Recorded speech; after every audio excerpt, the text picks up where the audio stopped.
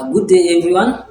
Today, we are going to look at the introduction to computer maintenance or to computer hardware and maintenance. In our session today, we are going to look at the computer system, computer hardware, computer software as component of the computer system, operating system, looking at the graphical user interface, the command line interface, the different types of a computer system. This is what we are going to look at in today's session under computer hardware or introduction to computer hardware and maintenance. Once we say something like related to computer hardware and software is something that is very important in the field of computing. If we talk about computer hardware, this one we are talking about the collections of a physical element or a physical component that constitute a computer system itself. Meaning that without this hardware, our software has nowhere to be right on, our software has nowhere to be run on, our software has nowhere to perform. So this computer hardware refers to the physical parts or a component that we said earlier of a computer system, such as we have monitor. That's this big screen that you see. That's monitor. As you can see it here, we also have a keyboard. You can see it. We also have a data storage. This data storage ranging from hard disk drive, ranging from SSD, that is solid state drive. Those days we are not talking about flash drive, which is external. What we are talking about the internal storage. We have something like a mouse, which you can use to navigate around your system. You also have the system unit itself, which contains the graphical card, the sound card, the memory card, the motherboard and the chips on the motherboard, and so on and so forth, all of which are physical objects that you can be able to actually touch, feel and see with your eyes. So this what comprises of what we call computer hardware. So these computer hardware are broadly divided into four categories according to these sessions. We have input devices, we have output devices, we have storage devices, and we have a system unit categorization. If we talk about the input devices, these are hardwares that allows the user to put in information or to key in information into the system, to supply information into the system. This includes our famous keyboard and mouse. The keyboard is used for typing, the mouse is used for moving things around the keyboard or the object around the monitor. That's the input devices. When we talk about the output devices, here we are talking about how we use our output process, which process data from what the user has keyed into the system so that you can be able to see it and then you'll be able to feel it. Something like the monitor itself we talked on. This is what is a good example of output devices. We have printer which we use to print a hard copy that we are using in our various day-to-day activities, the memos, the letters, and what have you. We also have the storage devices. These storage devices, hardwares that we use in order to store in data. These storage devices are like the hard disk drive, this is the pen drive, which is the flash drive, CD plate, the DVD plate, the external floppy disk. So all these are what are storage devices that you can be able to use and store in your data in order to move around with them. We also have what we call system unit.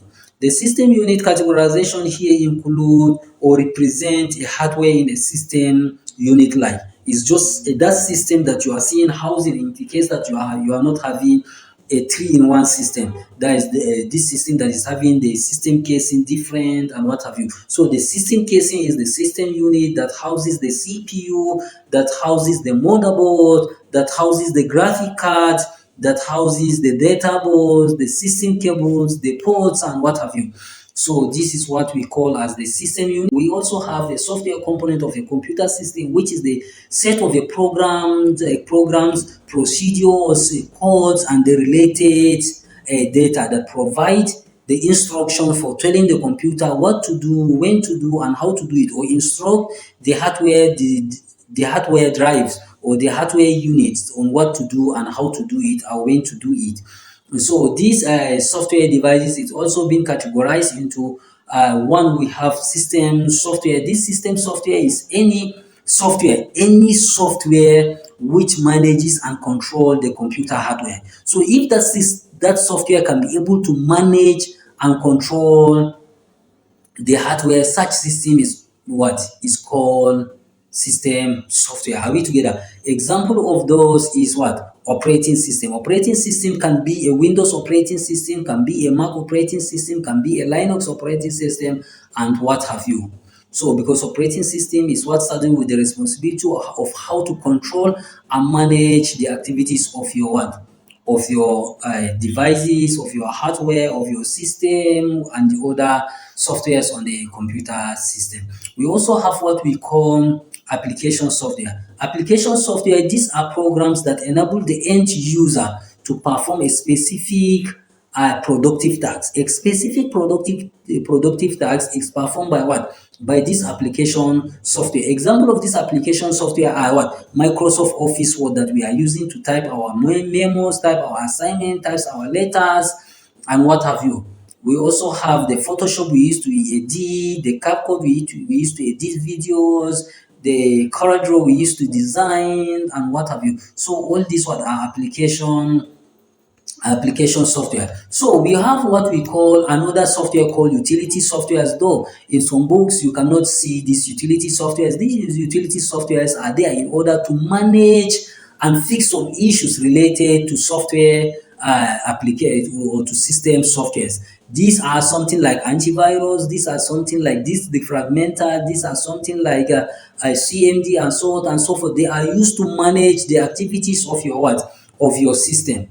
Then this hardware and software have a symbolic relationship, meaning that without software, hardware cannot work. Without hardware, software has nowhere to write or to reside. Without hardware and software, software will not even be able to run at all. Are we together? So they must exist in harmony. One must be related to the other one. So we said we have we have the relationship or the difference between the software and the hardware. The hardware enables computers to function in terms of usage. It enables the computer to function, where the software enables the what? They work effectively with the documentation. While the software is compulsory, and the software in terms of need is compulsory. We have the system software and application software. The system software is enables the computer to functions, and the what? The application software enable you to work efficiently or effectively with documentation. The system software is mandatory. You will not work on your system without system software, whereas in application software, the work with application software is optional. Each computer needs one system software applications in terms of numbers, but each computer can have one or more multiple software application software. In system software, it provides environment in which the applications can run, whereas in application software provide the applications or the environment to enable the user to accomplish a specific task. Are we together?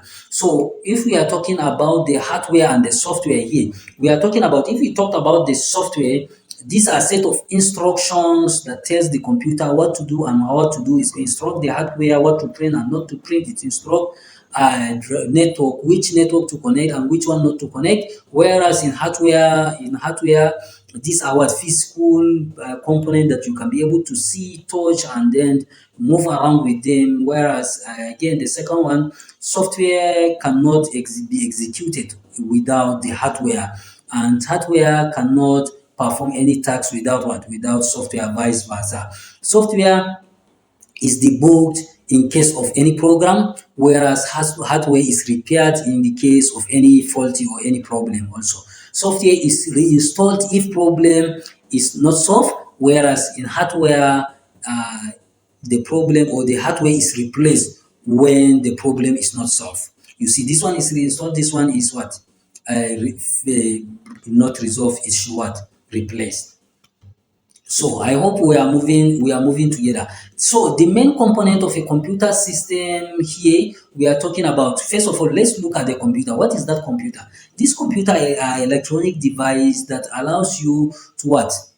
to accept data, process data, and output data. So operating this computer is operating under the control of instruction stored in its own.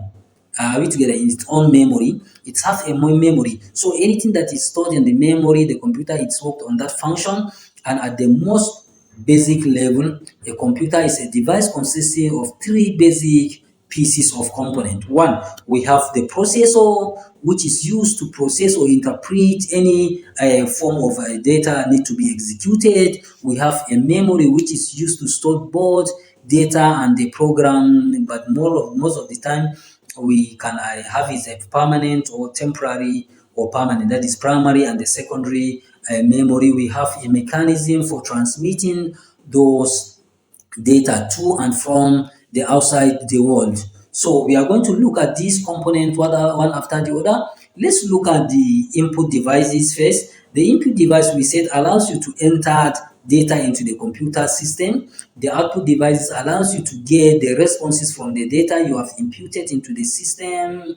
The system unit, these are the case that contains the electronics components stored into the system, including motherboard, hard disk drive, and what have you. The storage device, this holds data or instructions and information for future use or for future recommendation.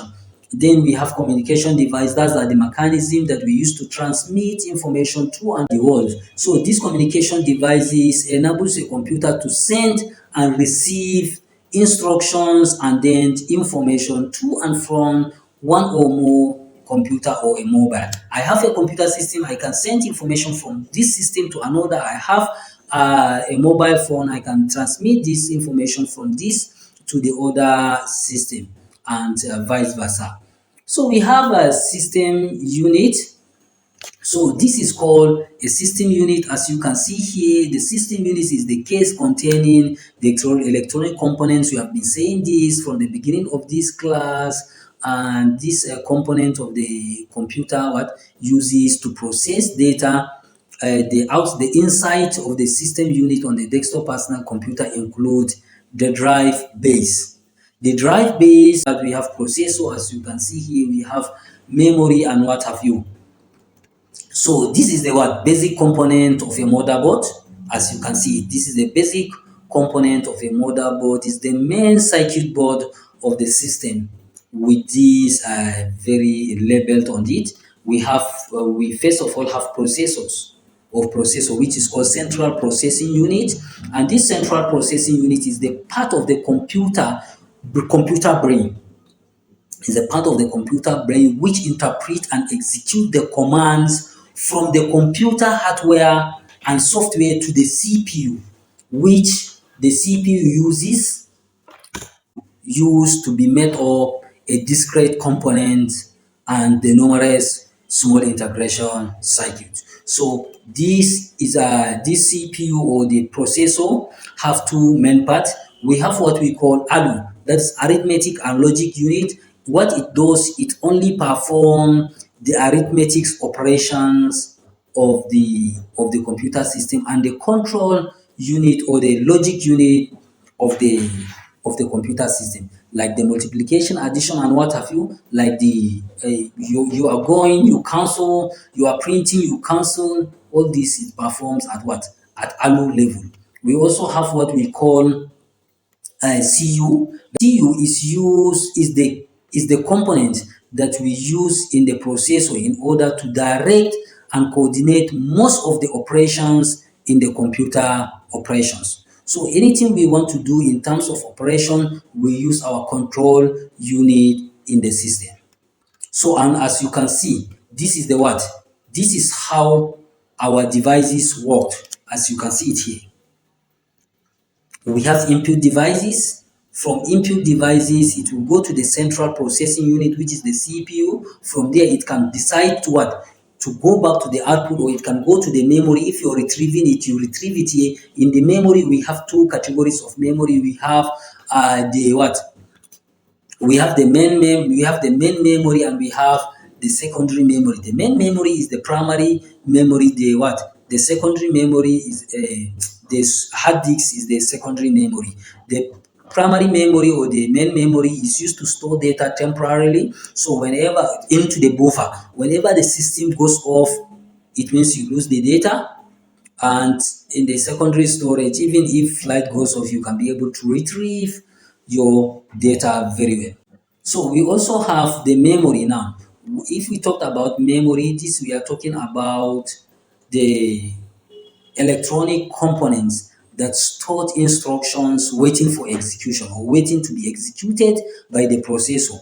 Data needed by these instructions and the results of processing data is also required, and this stored three basic categories of items. Three basic category of items. One, the operating system and other system software. That's what your memory stored. The operating systems and other system software is what your memory of the system stored. Two, the application program is also stored in the memory.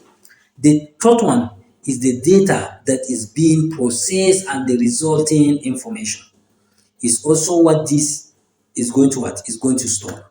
Are we together?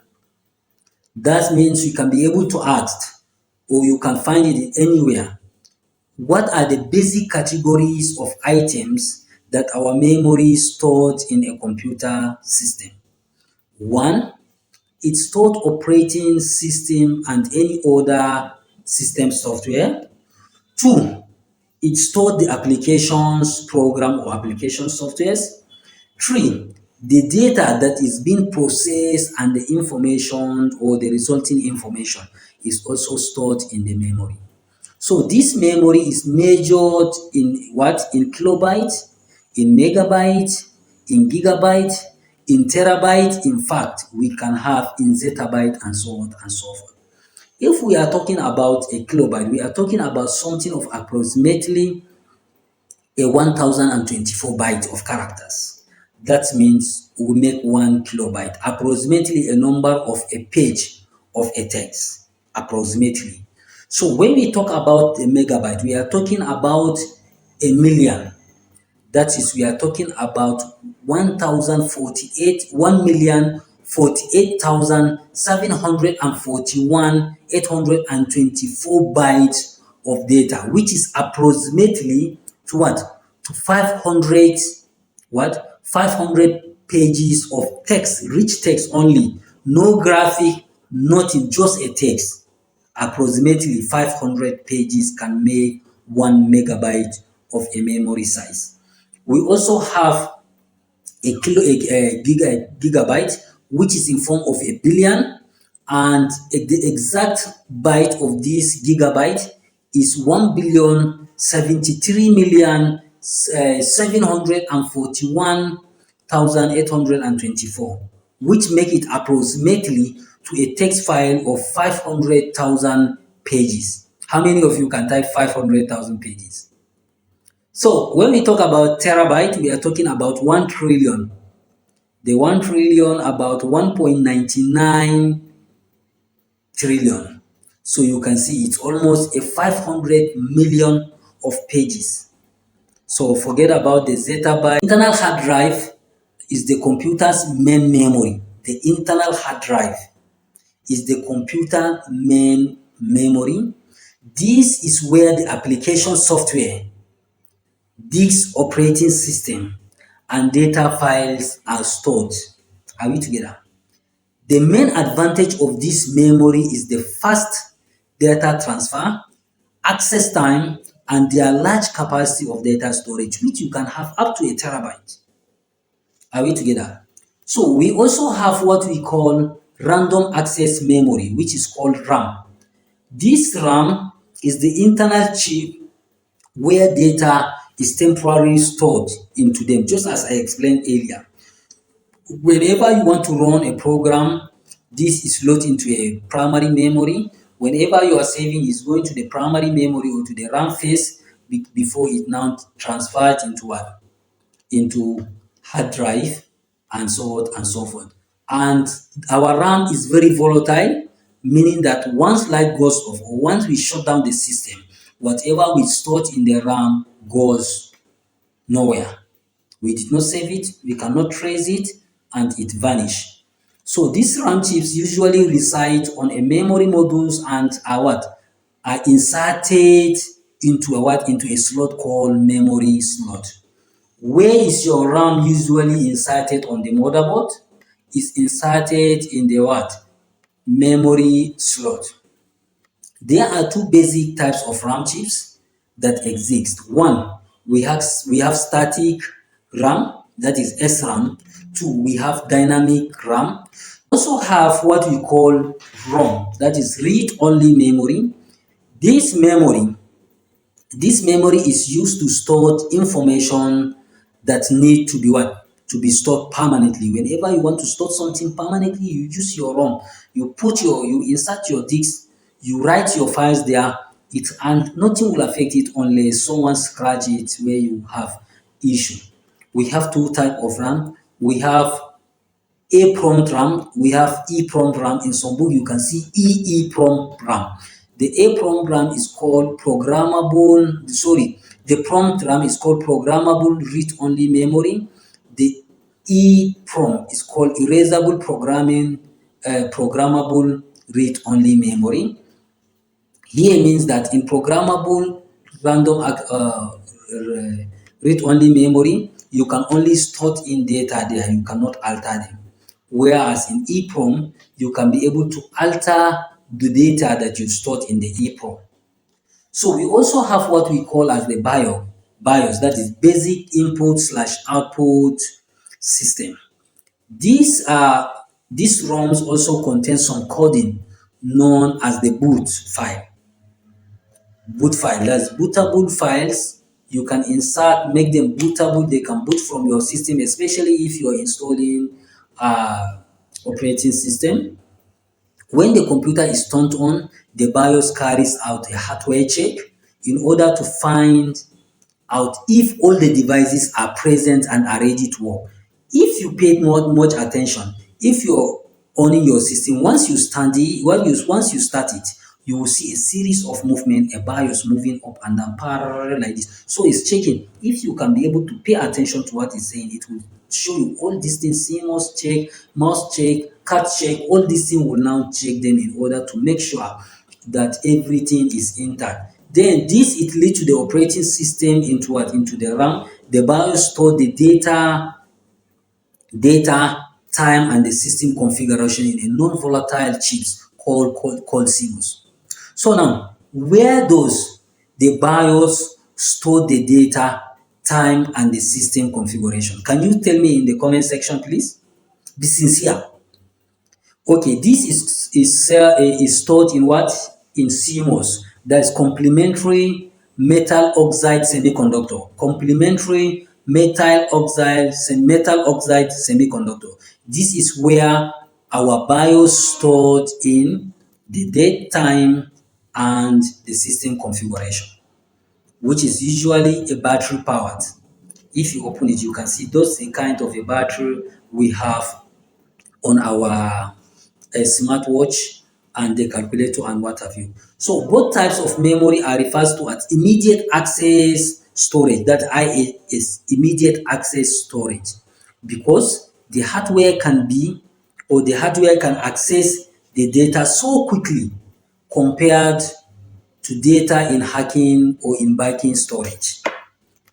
So the next one is the operating system itself. Are we following? So in operating system, these are set of programs that control how the computer hardwares worked, or how the computer hardware is being instructed.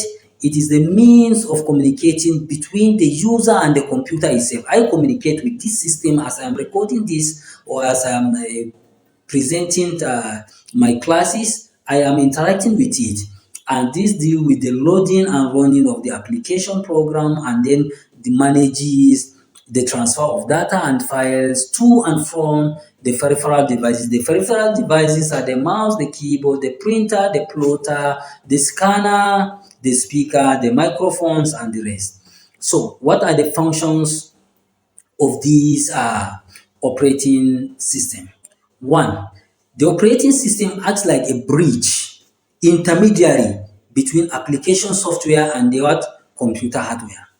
I've installed my application software. Where is it going to work? So it's the responsibility of the software operating system to act as the intermediary. It's my agent.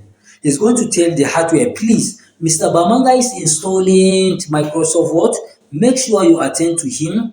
Make sure you store it on the right position. Make sure whenever you want to load the Microsoft Office, you give him access. Simple. Two, the users need application softwares in order to carry out tasks. Softwares needed the operating systems in order to communicate with the hardware. Three, the functions of the operating system is to accept data from input device. I am typing A. It's the responsibility of the operating system to pick this A that I am pressing. The machine language doesn't understand the A I'm pressing, it only understands a form of ones and zeros. So it will take it, interpret it into a machine understandable language, then translate it again to the user understandable A character that we are using and seeing now on the screen. It also makes sure that any output sent to the correct output devices. If you want to see it, it's sent to the correct. If you want to print it, it's sent to the correct printer. If you want to hear it, it's sent to the correct speaker, and so on and so forth. We also allocate memory spaces to the program and data. That's what it does. It allocates memory spaces to the programs and data. If I want to use a memory size of 5, then this very operating system, it is responsibility to tell the system that Mr. Bamanga want to use a 1 kilobyte size of a memory space. You should allocate to him. So it also have the functions of loading application software into a memory and then control the what? It then control the running of that application. Whenever it's working, it should control it. Whenever it want to load, it load it into what? Into the right memory. It also deal with any errors that occurs when a program is being run and inform the users what it does. It provides human computer interface for the user, like the GUI, that's the graphical user interface, is the responsibility of what? Of the operating system to provide you with such vital interface. It also manages system security, is the what? Responsibility of the operating system, and the restricting access in order to prevent an unauthorized access to the system. Is also a responsibility of what? Of the operating system after you've set the parameters. So this is the diagram of how the operating system works. As you can see, we have user interfaces. The user is interacting with the application is interacting with the what? With the operating system is interacting with what? With the hardware. So this is how it works. So the next thing we are going to look at here is the utility program or utility softwares we mentioned. This utility software is the type of software that allows you to perform maintenance type tasks. Example of utility, these are Windows Explorers, which we know them, antivirus, compressed tools, disk defragmental, disk cleanup, disk backup, WinRAR, and so on and so forth. We have user interfaces. These user interfaces control how you enter data and instructions and how these instructions or information is being displayed to the screen. That is the interfaces.